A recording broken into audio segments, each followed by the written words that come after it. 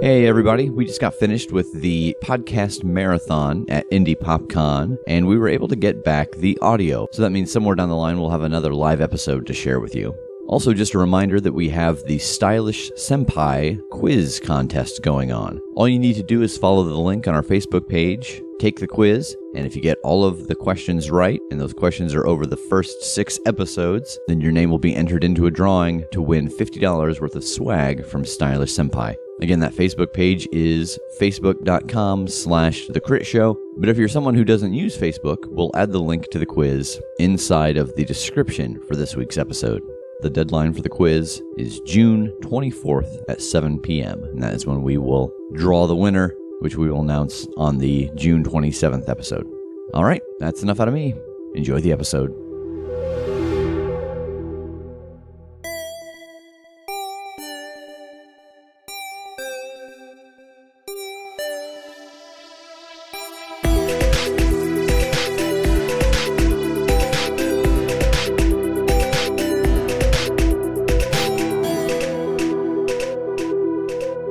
Well, look who we have here. I never thought I'd see the three of you again. You scoundrel. Oh my gosh. The show has happened. Like, we happen to be actually an episode behind because when we recorded the first 5 episodes, we actually had enough material in the 5th recording to make a 6th episode.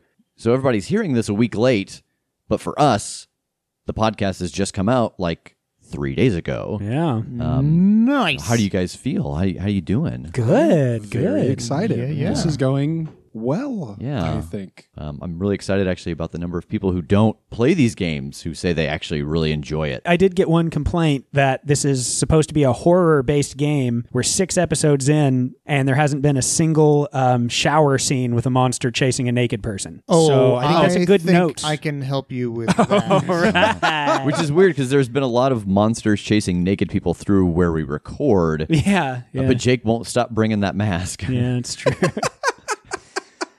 So we actually got our first email with this one's actually a critical failure story. Ooh. Right. So this is from my first game master, Matt Boucher. My story is about how a chain of crits made me, as the game master, rewrite the whole story arc. I was GMing the game Fading Suns, which is set in a dystopic future space empire. The players are in a space battle and were repelling borders. Their gunslinger went to shoot one of the intruders and rolled a critical failure in the engine room and damaged the engine. No problem. They had an engineer who could easily take his time and fix it, but the players were worried that there could be more trouble soon, so he did a quick repair, and that was the next critical failure. Now the ship was having some unresponsive thrusters due to the engine issue, so I asked the pilot to roll for regaining control of the ship. That is when the 3rd critical in a row was rolled. There was a gasp as the realization that all 3 players had not only failed, but had critically failed. We ended that night with the ship crashing onto a planet. That was when I realized I would spend a lot of time between now and the next session rewriting the story, since they never made it to the spaceport for their mission, and were now stranded on a random planet. Oh my Yeah. God. Excellent. Was this you guys? Was this you guys? No. Just that number of No, failures in a row, I thought maybe. That's fair. Oh, I see. You know, You it's son of a I gun. was gonna say, we played Fading Suns with Matt, but yeah. nope.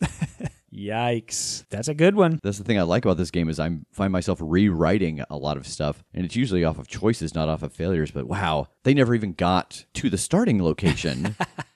They just well, now we're on a planet, so I guess this is a Gilligan's Island adventure. Let's we see live if, here now. Actually, one of my favorite ones in the very first game I ever played was with Matt, and I was playing another Mancer, and they were really interested in like other races from other dimensions and studying them, and we found a creature who could fly.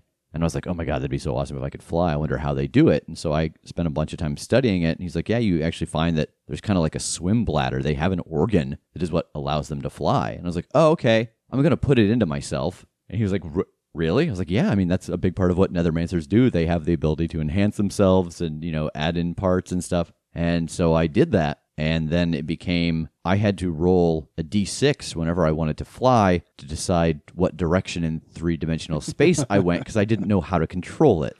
And he was like, well, eventually it'll work the way you want, but it's like a muscle. You got to work it out. You got to understand it. And so whenever I was in a stressful situation, it would just work. It would just go on. And so we were in this battle one time, and one of our teammates was captured between this big group of people, and I threw a bunch of bombs into the middle to save him. He's like, no, do it. All these little things are going to kill me. So these bombs explode, and they kill all of there were like these little cannibalistic cow creatures, and he was okay. And he's like, yeah, the smoke clears, and he's kind of standing there looking like Wile E. Coyote, just all black and just covered in the cow goo.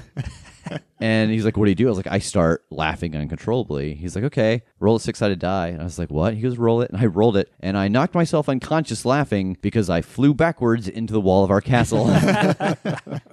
I can remember critical successes and failures that my players have encountered because those are always more interesting to me when I know what's going on behind the scenes and how important or detrimental that was.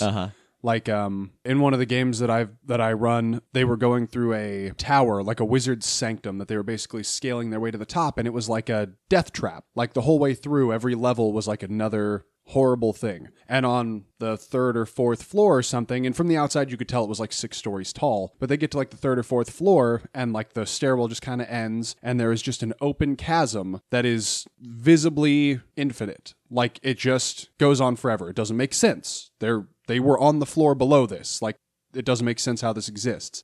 And the whole thing was like, it was an acrobatics checks thing to get from like ledge to pole to ledge to get across. And as soon as you went out there were clockwork birds that started attacking you. It was like the keys in the dungeon in Harry Potter. And at some point, Guy crit failed something. And I was using like the crit fail generator. Yeah. And it was, crit fail, drop your weapon. And I was like, so you drop your dagger. It falls into this infinite abyss. No. And to me, it's like, oh, man, that doesn't matter. It's a dagger. But I didn't know that it was like a super dope dagger that he had spent a good amount of his starting wealth on when he built the character, because we built them above level 1. He dumped a bunch of money into this real cool dagger that I didn't know about. So he's like, oh, that's like hundreds of gold that I just threw away. Make and a I wish. was like, oh, that sucks. But like, I know that that's like an illusion. And that ultimately, once they defeat this thing, that illusion's going to be gone and he can get his dagger back. And so the cleric is like, oh, don't worry about it. Once we finish this up, like, I prepared locate object for the day. And I'm in my head, I'm like, oh, even better. Like, they'll have no problem finding this thing. But they all have a discussion about like, well, it's like an infinite pit, so I doubt we'll be able to locate it. And we'll find out. So then at some point in the dungeon, they get hurt pretty bad, and the cleric decides that he needs to spontaneous cast a heal spell. And then they screw up a bunch, and they literally just raise this tower. The whole thing collapses, and they are amongst the rubble. And I'm like, oh, well, that's going to make this a little bit harder, but he's got the spell. So at the end of it, they're about to leave, and I'm like, oh, don't forget to, you can locate object on that dagger. And he's like, oh, that's the one I burned for my spontaneous cast. And I was like, well, all right, you guys made a whole bunch of bad decisions, and I guess that thing's gone forever now. It is among the thousands of pounds of rubble. You will never get it. Why is that rogue attacking with his dinner set? Yeah. So is there anything from the game that we've done so far, this first story arc, that you haven't been doing that you want to do, or something you've been doing that you don't want to do, now that you've kind of had this strange reflection of hearing it? I'd really want to start investigating more, in the sense of investigating the mystery at that time or whatever. Because I know in the last one, I'm sure we missed a lot, especially with the Halifax burning down. So it'd be nice to be able to like get through someplace without a monster just immediately scaring us half to death, where we don't have time to just get into that. Yeah, like I cannot explain to you my level of anxiety as a completionist not to have been able to look in every corner of that building. But the dice said Inferno. Yeah. So I didn't get my way. And not the cool disco kind. No. But like someone's being investigated for arson kind. Exactly. I think that conversely, you want to investigate everything more. I want to start leaning into the first thought that I have being the thing that I do. Like me, the player, I want to think through this puzzle and come up to the best decision. But I don't think I'm being entirely true to my character if I do that. I think I need to lean more into first thought that I have is probably the thing I'm going to do in a panic, and try not to metagame. Yeah, that's fair. That's fair. Nice. I'm pretty cool, so I'm good. Maybe I think the thing you really should cool. focus on is actually using all of those weapons you carry instead of dropping them or shooting the ceiling. Or... I think I've been doing really good at just wrecking some ceilings and walls. Okay, It's true. Let's do it. Let's play the game. I want to roll some dice. Okay. I think have we thoughts. should have a whole episode of us just talking about things. Let's just really deconstruct the show. And the music is playing. I guess we're going. We open on a small fishing village on the Isle of Kili in Hawaii. It's near dark, and an older man stands on the edge of a rundown pier fishing off the edge. He looks out across the water, thinking about how lucky he is to have a quiet spot like this. The line goes taut on the pole, and he pulls back to set the hook. He begins to reel in the line, but the rod bends harshly towards the water. The man struggles for a minute, then regains his footing and pulls back once more before being violently wrenched into the water. He comes up gasping and starts to swim back towards the shore, then is dragged under the water. He surfaces again, struggling against an unseen force below the surface. The last sliver of the sun sinks below the horizon, turning the water a scarlet red as the old man surfaces for the last time before vanishing under the slow and gentle waves. It's a couple hours after you have left Rev's place, after having a chat with him about what you found with the ley lines and the candles. And he told you that he's going to have to do a little bit of research, which is great that he needs a little time because you did just get the phone call from Margaret that you guys have a job. And she has asked you to come back to IPT.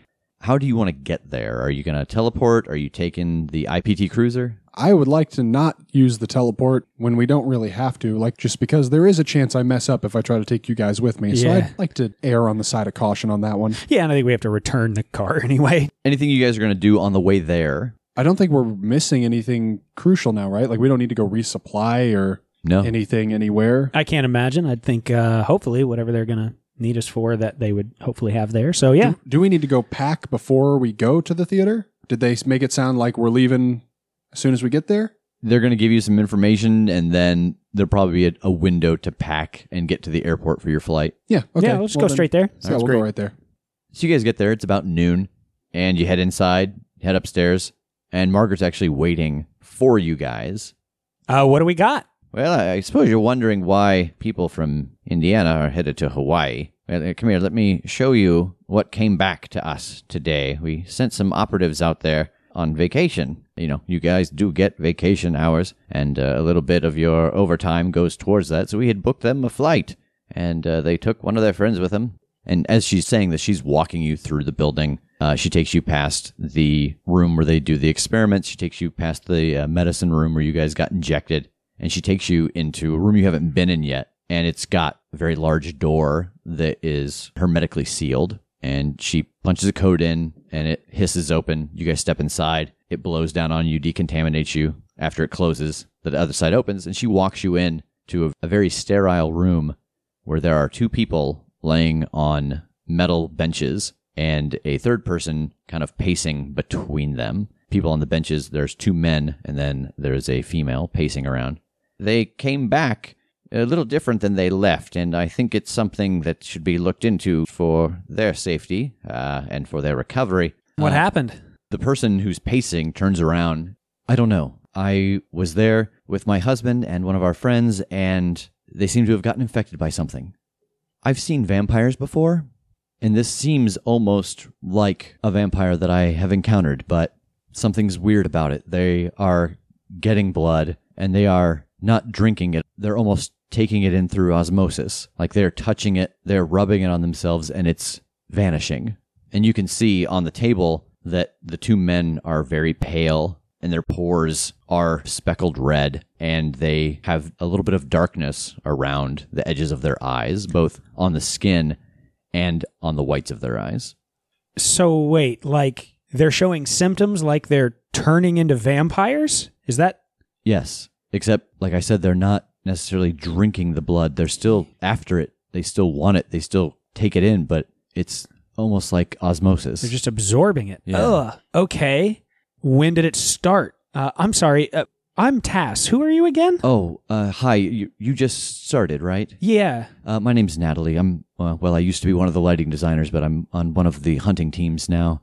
Like I said, my husband and I were on vacation, and The last thing I remember before I started to notice a difference that I couldn't put my thumb on was we were at a luau, and there were people there, and they were eating and drinking and dancing, and I went to bed. We all went back and went to sleep, and in the middle of the night, I woke up to Ellis hovering over me, and he had a very strange look on his face. As I backed away from him after rolling out of bed, I heard a noise behind me, and I turned, and it was Fritz, and he had the same look on his face. And I was able to bar myself into the bathroom. And that was a mistake because one of the housekeepers came when they heard the noise, and she was not so lucky, but I was able to subdue them both while they were feeding on her. And you can see that she is upset. Sure. How'd you manage to subdue them? I just knocked them unconscious.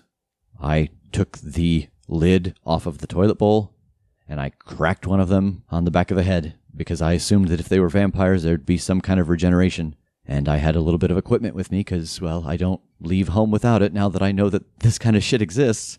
And I was able to inject them with some sedative and keep them bound, call Margaret, and she sent a plane to bring us back. I'm kind of getting down, just inspecting them a little closer. Okay. Have they been awake? Have they been able to talk or? No, they've been awake, but they haven't talked. Oh, God. Okay. Well, I wouldn't call myself an expert, but if there is something like that, some kind of vampire or something similar enough, a party, something public, something where they can mask themselves would be a place to hunt. That's bizarre, though, that they're just sort of turned and weren't just eaten. I assume they killed the housekeeper. Yes. Oh, this is really something. We have the theory that, like a lot of times the way that it works with vampires and their lineage, that if you can find whoever turned them, since they didn't devour them, if you can destroy them, these two men might be saved.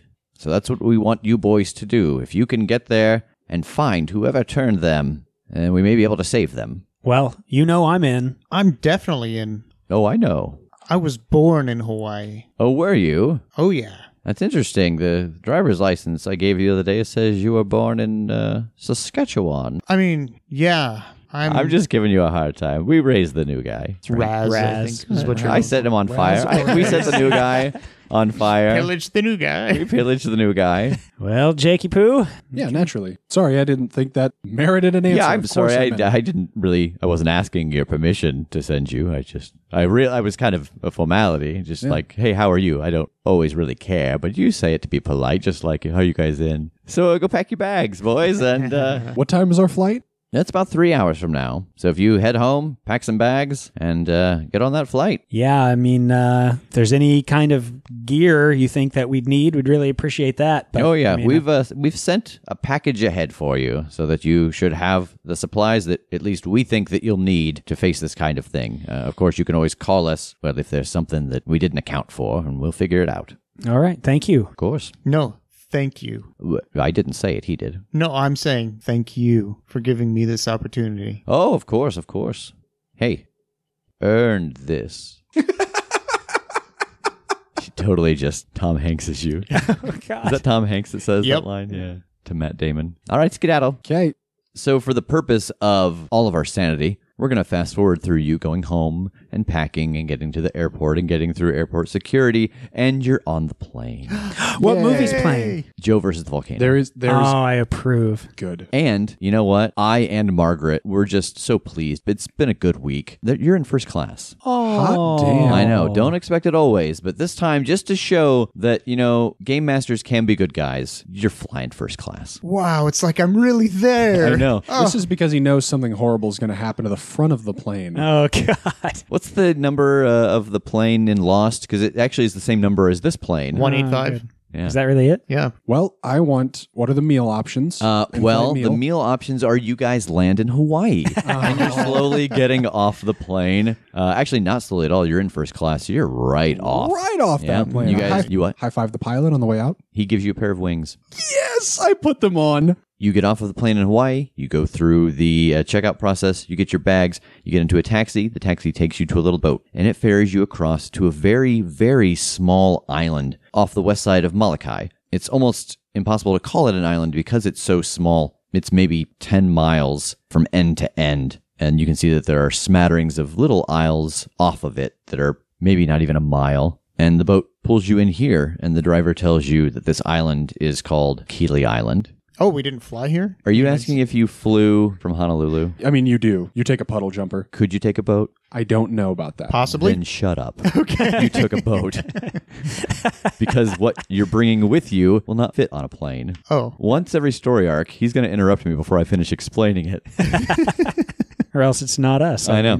There's a large tarp that you guys have been riding next to. You haven't really thought much about it until the man running the boat is like, oh, yeah, your boss said that this would be for you. And he grabs the tarp and pulls it off, and there is a four-wheel drive yes. Jeep, and it has the logo of IPT Driving. on the side. No. Calling it. Driving. No. Calling it. No. Called it. And for the purposes of your playbook, Tass, this has all the features that your currently missing car has. So it has, tell us again, what does your car have? Oh, absolutely. I will tell you all of these things. Oh, no. It has armor. It is armored. Yep. So it essentially has a +1 on any damage it might take. Absolutely. It has a monster cage. Yeah, which in this case is the one unfortunate thing. You see that the Jeep itself has a roll cage, but no trunk. So you can hold a monster in it, but it's just kind of the back seat. It can't get to you, but it's the back seat. Sure. Okay. Unlike your car where it was the trunk. Got it.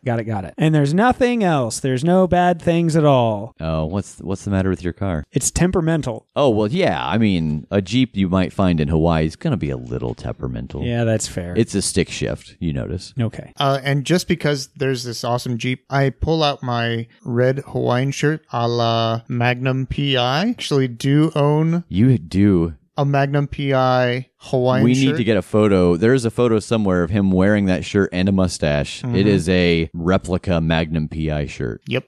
So you know that from this point, the place that they were staying at is just a little way down kind of the main road through here. It was a getaway place with the kind of bungalows, and it was, your typical vacation spot. So you can head down that way, and there's a contact person who will meet you. All right. Well, drive us that way. All right. Is there anything you guys are doing on the way there? Anything you want to take in? You want to tip the guy who's driving the boat? Was it prepaid? Yeah, everything was prepaid. Then yes. Was there gratuity? Yeah, we'll tip the guy. You cheap. He's even cheap with imaginary money. I'm taking so many Hawaii selfies as we go. All right. So you guys pile into the Jeep. Shotgun. That's cool because I can just stand up in the back seat. I mean, I assume you're sitting in the middle in the back, so your Yeah. head's like right between them. Hey guys, And just breathing in the air of your birthplace. of my people. All right, so you guys get to the resort. It is called the Wave and Sea. All right. I think we roll on in. There's a man working at the front desk, and he looks up to greet you. Oh, hi. I believe we have reservations. It would be either under my name or the organization. Indianapolis Players Theater. Oh, yeah, right this way. Oh, thank And you. he actually doesn't lead you outside. He leads you into a back room. Oh, Weird. I mean, I assume you guys would want to talk first. yeah. Oh, absolutely. Sure. Yeah, I didn't want to just send you to your room. I know there's information I need to give you. Oh, great. All right. So you're part of the IPT? No, I'm just, I have a little bit of experience, and I was the one who helped with them. So, they told me to, you need a point of contact here. So here I am. What was your name? Ori. Nice to meet you. I'm Tass. Hey, Tass. I'm Jake. Hey, Jake, how are you? Tej. Hey, Teej. I was born here. Oh, yeah? Yeah. Well, not like on this island, but, Oh. in Honolulu. Yeah, I was going to say, this place has only been here for like 15 years, this Right. resort. I didn't know. Maybe No, you were no. conceived here. That happens a lot. No, I was born in a pink hospital on the hill in Honolulu. Oh, okay. So he brings you in the back and says, what have you been told so far? We were told that two people got very sick in a certain way, and in their dazed and disoriented state, that they killed a housekeeper. Yeah. And they tell you, like, what happened with the blood? Yeah. They sucked it up through their skin, right? Yeah. Okay. So let's just get all the cards on the table here. This doesn't seem natural. If this is some kind of a disease, it's a really unique one that we're trying to discover. Otherwise, this is something else. I just want to be real upfront with you. Do you know of any just strange, unnatural seeming things that have happened or have been happening here? I mean, if we're going to kind of say it like this is some weird vampire stuff, I'm not saying I'm buying into that. I just, if there's any local legends, any kind of things like that that people might be aware of or anything. There's always legends and myths that go along with places where humanity doesn't really live all that much. There is a small island just to the east of here. It's maybe not even a mile. And, they say that if you go by there at night, you hear screams. It's the sound of the wind going through the trees there. But that's what people believe. I don't know that there's anything to that. We have had some people going missing. Some locals, some of the people who fish or make their living really kind of on the land over on the west side of the island. But really, it's just been business as usual until that happened the other night. So the west side where this has been happening, is that the direction of that island? No, the island's right off the east. It's off the east. Yeah. And then there are people who live in the west who have been going missing. Again, it's not that big of a place. We're trying to piece together some of what they've told us. We know that there was some kind of a party, a luau, something before it. I assume that was... Yeah. Whenever guests arrive, we have a luau basically every other night. And then on the other nights, there's nice formal dining options. Sure. Was there anything special about this particular luau? No. Like no kind of celebration for any kind of, I don't know, holiday or anything? Oh, no, just, celebration of life. Where'd the pig come from? From the farm down the road. Not on the small island or anything? From which small island? The Scream Island? Oh, no. No one lives there. There's nothing there. Would we have access to that spot and maybe even the room where the... Oh, yeah, that's the one we booked you in. Good. Right? Is that good? You said you'd want to get a close look at it. I thought, well, what's closer than sleeping in it? Is the bedding been changed and all that? Yeah. Oh, yeah.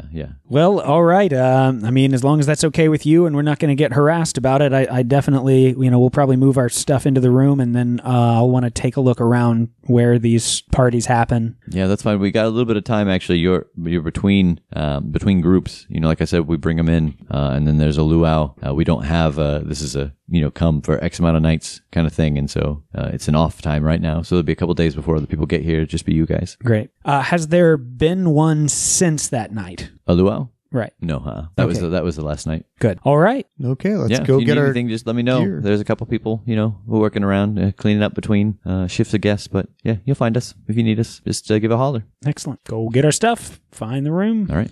So with the information that Ori has given you, you all start walking through the resort. You leave the car in the small parking lot that it has, and all the bungalows are numbered. They've got signs outside of them that are very visible. On your way to 19, you do pass an area that's got a pool. There are a couple of snack huts there. And on the other side, there is the water of the ocean. And you can see where there are tables set up for dinners and also a volleyball court a little further down the sand. Oh, should we go play some volleyball? No. Should we go check out the luau area? Top Gun moment. Yeah. Should we go check out that luau area real quick? We might as well. We're right here. Okay. You guys going to just set your stuff on the path? Yeah. Okay. Yeah, definitely. I think it's worth wandering over and just kind of take a look. Might as well, since we've got the light of day. Yeah. All right, let's set our stuff on the path and go investigate. So what exactly are you guys looking for here? There's tables, there's chairs, there's the beach, there's a fire pit. You can see that there are longer tables that you assume is where they put all the food for the banquet. Is this a sandy area? Yes. It's like beachside? Mm-hmm. They bury the pig here and let it cook, and then they dig it out and serve it.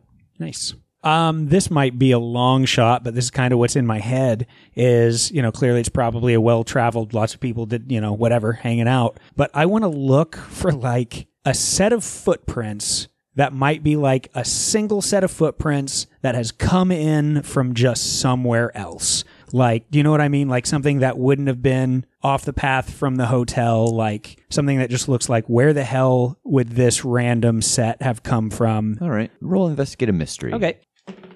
That's an 8. You get a hold 1. What is being concealed here? You examine the sand between the tables and the chairs around the fire pit and the long tables where the food is set out. And you see footprints everywhere, coming and going. You can see they go up to the path. You can see they go further down the beach towards the volleyball court. But you do see one set of footprints that go from the fire pit to the water and then back again. And it sticks out only because it's the only pair. If someone was going to go get in the water, you imagine that they would go to one of the nicer areas where they've got the sand that's raked, where they've got beach chairs set out. No one's going to go swimming in front of the place where everybody's eating dinner. And you can see that there are handprints and you can follow them around the fire pit and then back to the spot where it starts. You think that for a short time, whatever walked from the beach to the water and back walked around the fire pit with the use of its hands also.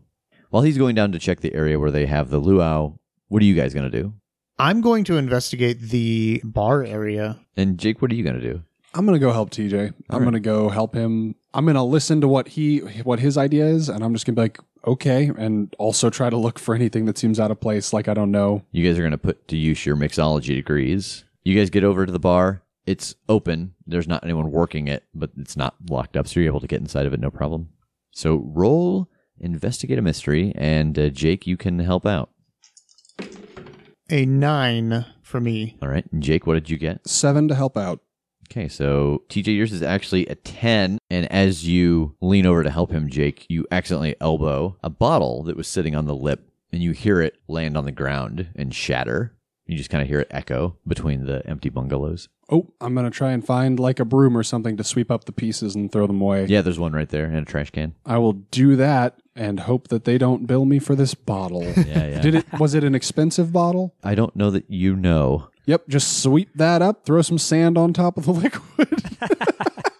And the glass. So TJ, what would you like to do with your 2-hold? Just going to have to go with the old tried and true. What is being concealed here? You search through the bottles. Blue, green, yellow, all different colors of alcohol, flavors of all fruits that match the colors. But there is one unmarked bottle of red liquid that is unmarked, hidden here. I take a look at the bottle and I open it up and I take a whiff of it. It smells a little like rotten meat. I'm going to take my finger and dip it into the bottle. A little taste off the tip of my tongue.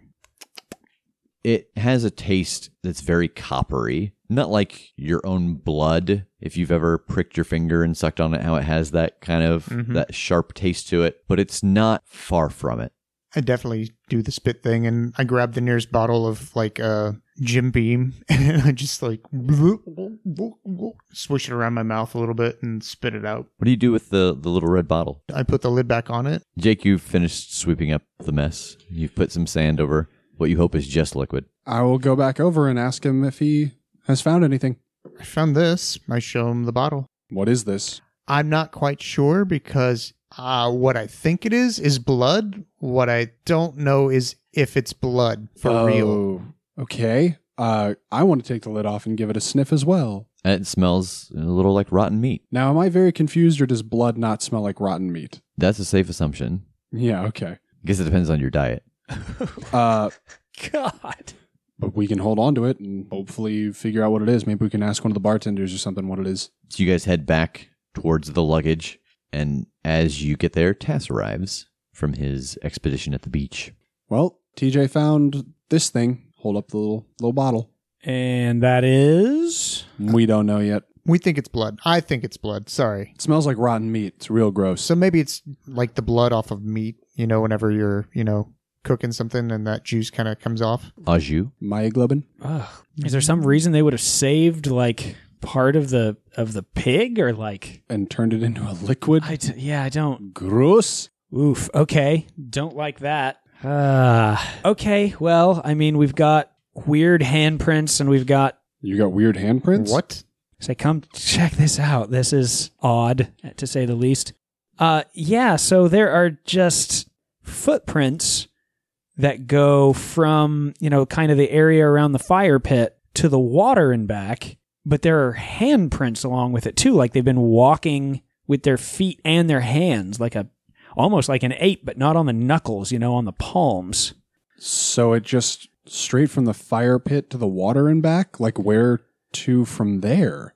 Where do these go from the fire pit? Okay, here's what that looks like is walking around like an ape or something, but with their hands flat like that, going around the fire pit to the water and back. I don't know that that's what it is, though. I think we've got it the opposite way. You think it came from the water? Yeah, and then went back. Okay, what kind of... They look like human footprints and handprints, sort of, right? Yep. What kind of creature... that's kind of humanoid lives in the water or comes out of the water? I have absolutely no idea. Absolutely no idea. Well, Frogman. you got it in one, TJ. It's the Frogman. It's Frogman. All right, pack it up, boys. Case closed. Did it start off on 2 feet and then go to... Kinda. It was almost like Hands? a little of both. I mean, again, it's at least something to go on.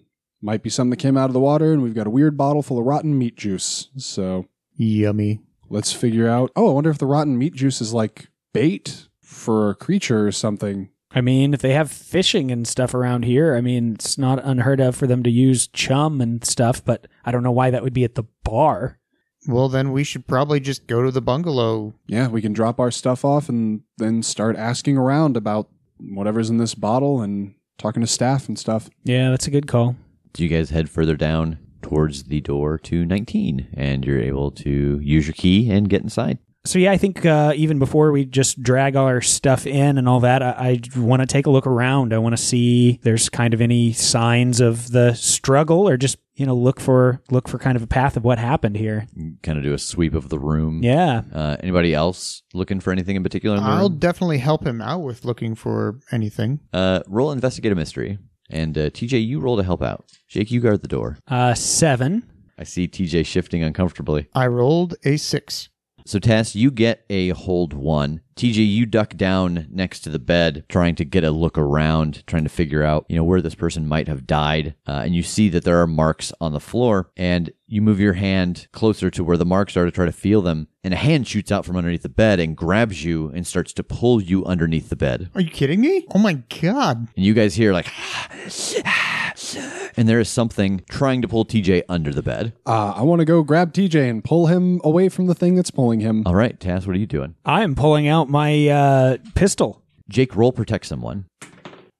I got a 4. Mm-hmm. With my +2 tough, mind you. I rolled 1. Wow. Hot start. Hot start indeed. So you baseball slide over to grab TJ, and to remind everybody, a 6 and under, you make things worse. TJ, his force pushes you under the bed into the darkness with this thing, and you take 1 point of harm as you feel a burning sensation on your arms where this thing's hands are. This is what you see now, Tass. Jake was like, "Oh, I'll get you, TJ." And he slides towards him, and it's been freshly polished, the floor, and he didn't take into account for that. And so he slams into TJ's body and knocks him out of sight.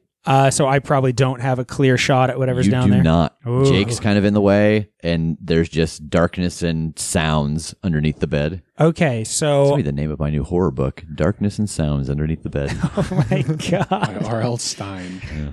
I want to try to get to the opposite side of wherever this ridiculous crash has happened. Yeah. It's at the foot of the bed, so you can go to the left or right of the bed, and then the head is against the wall. Okay, so they're at the foot of the bed? Yep. I'm going to roll left. And what I'm trying to do here is see whatever this is. If I can see it, if I've got kind of a line of sight, I'm going to take a shot. Roll act under pressure. Okay. That is an 11. What damage does the gun do? That does 2 damage. Great. So you roll across the room, you pop up on one knee, and you can see something writhing underneath, and it does not look like TJ to you at all, and you put a shot into its back, and you hear it shriek, and it turns and starts to scuttle from underneath the bed towards you. Jake, what are you doing? Well, that failure did cause me to level. Oh. FYI. So you're leveling up. I am leveling up. So I am taking an improvement, which is take a move from another playbook. Oh. I'm going to take a move from the Mundane playbook. Really? What? What? Like, what could a Thunder God want from a Mundane? No joke. So this move is called What Could Go Wrong. Whenever you charge into immediate danger without hedging your bets, hold 2. You may spend your hold to inflict +1 harm, reduce someone's harm suffered by 1, or take +2 forward on an act under pressure roll. Oh, all right.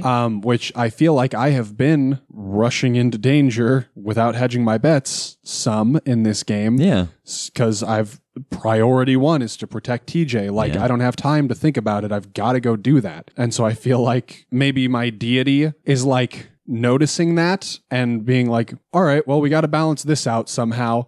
So, like, I am getting little bonuses because it's like, well, he's doing his job. I'll give him that. He gave you a pity power, Yeah, basically a pity It's power. like, all right, this guy's doing all right. Yeah, Can't help that the guy he's protecting is a total dimwit. Yeah, it's very much like a his heart's in the right place Boy, promotion. he's sure trying. Yep. So is TJ fully gone under this bed? He is.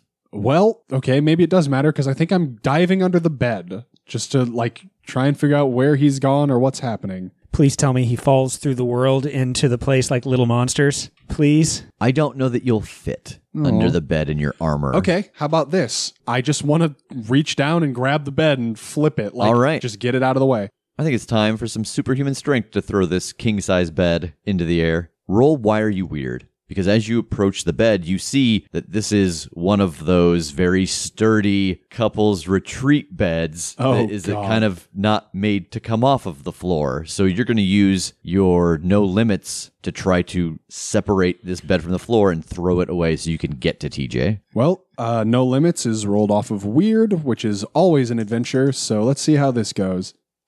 I got an 8. All right, so you got an 8. What is your consequence? I'm going to take -1 forward. Okay, so you have -1 forward. It's just my next roll, whatever it is. Tass, act under pressure. Okay. That's a 12. Excellent. You see this thing scuttling at you, and in the background you see Jake stand up and rush towards the bed, put his hands on it, and flip it, and you have enough time to see, oh, this giant oak frame bed is getting ready to fall on myself, and whatever the hell this nightmare thing is coming out from under the bed, and you are able to jump backwards as this bed with a heavy thud lands on top of this creature. Jake, underneath the bed, you see TJ. Are you okay? Yeah, my arm feels burnt though. Jeez. You can see he's got some pucker marks on his arm. It's where I've been making out with myself. I'm going to go ahead and lay on hands on TJ. All right. That's a 7. So with a 7 to 9, you get the choice of either healing a point or curing an illness. And somehow you can sense that you have both options. Oh no. I know this, like in character? Yeah, somehow you know that you have a choice to make. You lay on hands and you can feel that he's got damage, but there's something else. He seems sick. So you have to choose which one of these you want to heal. Oh, that's so good. I hate this. I think I have an obligation to TJ, and I think that whatever the illness is probably worse than the one little harm he's got. So I will take the illness. And you now have Wilson's disease. You still have... Which is an actual disease that TJ Tincher of the real world has. Yeah. TJ, you can drink freely now. Yes, finally! So do I feel ill now? Or You don't. Did I feel like something was drawn out of me? Do you feel better now? Is that what you're saying? You didn't feel bad before. Not good. Tass, in front of you, the bed has just landed and it is starting to shake and jostle as the creature underneath it fights to get out. I had a pretty good look at it as it was crawling out at me, right? Yeah. I want to use my hold. What sort of creature is it? It is a ghoul. A ghoul. Okay. I was about to ask you another question, but I don't have another hold, so I want to shoot it. Roll kick some ass. Okay. I got a 6. Oh, no. I got a 6. All right. You raise the 38 at the ghoul and pull the trigger, and there's a dull click sound. And you think this doesn't seem right. I just shot this thing. And then you remember having a conversation. Okay, I've got 2 hollow point. I've got 2 silver. What other 2 bullets do you think would be beneficial? What works against vampires? And that's when the boat docked, and you didn't load those last 2 chambers. And you happened to fire on one of the empty chambers. The ghoul connects with you, knocking the air out of you, but it doesn't stop. It runs faster as it wraps its hands around your back and carries you out of the bungalow towards the water.